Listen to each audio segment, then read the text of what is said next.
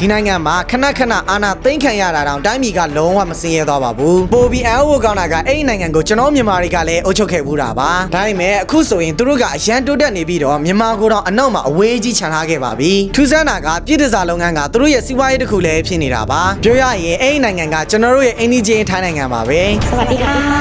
အခုဆိုရင်ထိုင်းနိုင်ငံရဲ့နေရာတိုင်းမှာစားကျင်စရာတိတ်ကောင်းတဲ့ street food တန်းကြီးတွေရှိတယ်ပျော်ပွဲရှင်ပွဲနဲ့လေပတ်စရာကမ်းခြေတွေရှိလို့ကဘာလေခီးသွားရင်တနေ့ကိုတန်းနဲ့ချီလာလဲနေကြတာပါစစ်တမ်းအရာခီးသွားတွေအလားအများဆုံးတော်တန်းထဲမှာတော့ပါတဲ့အထိပါဆိုတော့ကျွန်တော်တို့တွေးစရာရှိတာကဒီနိုင်ငံကအာဏာခဏသိမ်းခံရတာတောင်ဘာလို့မစင်ရတာလဲကျွန်တော်ကတော့ creative bus ကအောင်စုပိုင်ပါဒီဗီဒီယိုမှာတော့ထိုင်းနိုင်ငံရဲ့ခေါင်းဆောင်တွေကသူတို့ချင်းချင်းပဲအာဏာတွေလူနေပေမဲ့ပြည်သူတွေကိုမထိခိုက်အောင်ဘယ်လိုများလုပ်နေကြလဲဆိုတော့ကိုသိရမှာပါ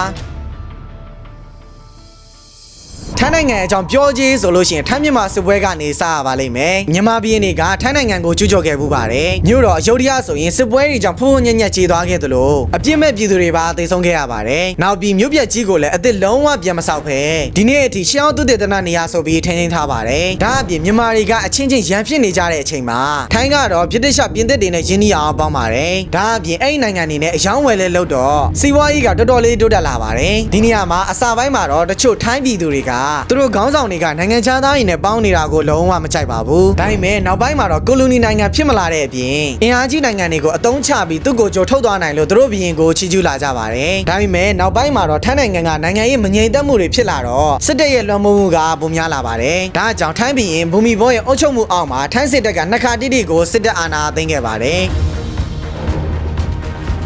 ဒီလိုနဲ့စစ်အာဏာရှင်လက်ထက်မှာဘရင်စနစ်ကလည်းပြန်ပြီးအသက်ဝင်လာပါတယ်အာဏာသိမ်းတာတော့မှန်ပေမဲ့တခြားအာဏာရှင်တွေနဲ့မတူတာကထိုင်းတွေကကိုကျိုးစည်းဝါးအတွက်ပဲမတရားလူယူတာမျိုးမဟုတ်ပဲပြည်သူတွေအတွက်လည်းမထိခိုက်အောင်စဉ်းစားပေးတတ်တာပါဒါကြောင့်ပဲသူ့နိုင်ငံကလုံးဝစင်းရဲမသွားဘဲနဲ့အိမ်နီးချင်းနိုင်ငံသားတွေကသူ့စီမှာပါအလုပ်လာလုပ်နေရတာပါဒီနေရာမှာထိုင်းနိုင်ငံလို့ပြောရတဲ့ခီးသွားလုပ်ငန်းကလည်းမပါမဖြစ်ပါနိုင်ငံရဲ့ပွင့်လင်းပြီးကွဲပြားတဲ့ရည်ချင်းမှုတွေကခီးသွားတွေကိုဆွဲဆောင်နိုင်ပါတယ်ထိုင်းနိုင်ငံနဲ့ပတ်သက်ရင်အဓိကနာမည်ကြီးတာကပြည်သူစားလုပ်ငန်းပါဒါအပြင်ဒီအလုပ်ကတရက်ဝင်းလို့ပြောလို့မရပါပဲထိုင်းမှာပေါ်ပေါ်ထင်ထင်ကိုအများကြီးလုပ်နေကြပါတယ်အရှေ့တောင်အာရှနိုင်ငံတွေဒုက္ခရောက်ခဲ့ရတဲ့အမေရိကန်ဗီယက်နမ်စစ်ပွဲတုန်းကဒီပြည်သူစားလုပ်ငန်းကနိုင်ငံစီးပွားရေးရဲ့အဓိကထောက်တိုင်းလို့ပြောလို့ရပါတယ်2015တုန်းကဆိုရင်တစ်နှစ်ကိုအမေရိကန်ဒေါ်လာ6ဘီလီယံကျော်ရပါတယ်ဒါပေမဲ့ထိုင်းဥပဒေကတရက်ဝင်းခွင့်ပြုပေးထားတာမျိုးမရှိတာကတော့အမှန်ပါပဲ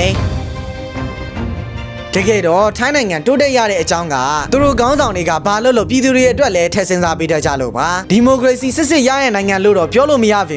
ပြည်သူအကျိုးကိုလည်းကြည့်ပေးတတ်တာကတော့အမှန်ပါပဲဒီနေ့ခေတ်မှာထိုင်းနိုင်ငံကမြန်မာတွေလွယ်နဲ့မမီနိုင်တဲ့နေရာတစ်ခုကိုရောက်သွားပါပြီဆိုတော့ဒီဖြစ်ကနေပြီးတော့သိလိုက်ရတာကခေါင်းဆောင်တွေရဲ့ဆုံးဖြတ်ချက်တွေကနိုင်ငံတကာရဲ့အခြေအနေကိုလုံးဝပြောင်းလဲပြနိုင်တယ်ဆိုတာပါခေါင်းဆောင်ကတကယ်ပညာရှိပြီးပြည်သူတွေအတွက်လည်းစဉ်းစားပေးတတ်တယ်ဆိုလို့ရှိရင်အဲ့ဒီနိုင်ငံကတဖြည်းဖြည်းနဲ့တိုးတက်လာမှာကတော့အမှန်ပါပဲဒါပေမဲ့အာဏာမက်ပြီးတော့ကိုချိုးပဲကြည့်နေမှဆိုလို့ရှိရင်တော့အဲ့ဒီနိုင်ငံသားတွေကဘယ်နေရာရောက်အနေခံမှာပဲဖြစ်ပြီးတော့နိုင်ငံကလည်းတခြားနိုင်ငံတွေနဲ့ရှင်အမြဲနောက်ကောက်ကြနေအောင်ပါပါဒါနဲ့ဒီလိုမျိုးအများအတွက်အကျိုးရှိတဲ့ဘူးတုဒရှိတဲ့ဗီဒီယိုမျိုးတွေကိုဖန်တီးတတ်ချင်ပါသလားဒါဆိုလို့ရှိရင်တော့ဆရာစားမချန်သင်ကြားပေးနေတဲ့ Creative Academy ကသင်တန်းနေမှာလာတက်လို့ရပါတယ်ခင်ဗျာ